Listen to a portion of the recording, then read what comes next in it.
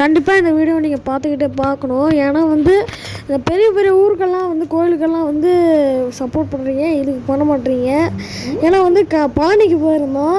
அங்கே வந்து கணக்கம்பட்டிங்கிற ஒரு ஊர் இருக்குது. அந்த கணக்கம்பட்டியில் வந்து சித்தர் வந்து உட்காந்துருக்காரு. அது யாரும் இல்லை, சர்க்குரு தான். அவர் உட்காந்துருக்காரு. நான் வந்து 6th லைஃப் படத்தோட பூஜைக்கு தான் போயிருந்தேன். அந்த பூஜை வீடியோ வருமானு கேட்டிங்கன்னா வரும்.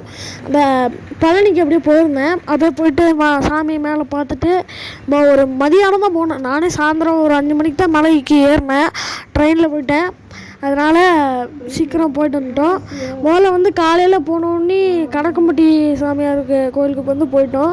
அப்புறம் பழனி போகலான்ட்டு பழனிக்கு வந்துட்டோம். நம்ம இந்த வீடியோ பார்க்குறவங்க எல்லோரும் மறக்காமல் பழனியில் கணக்கம்பட்டி எங்கே இருக்குன்ட்டு பஸ்ஸுலேயே இருக்குது. கணக்கம்பட்டி பஸ்ஸு அதில் போய்க்கோங்க. அப்படி இல்லைனா வண்டியிலே நீங்கள் போகலாம். போய் பாருங்கள்.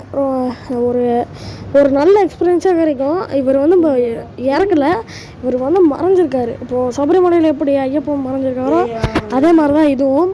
அதனால் தப்பாக எடுத்துக்க வேணாம். மாலை போட்ட ஐயப்ப சாமியே வந்து பார்த்துட்டு தான் போகிறாங்க.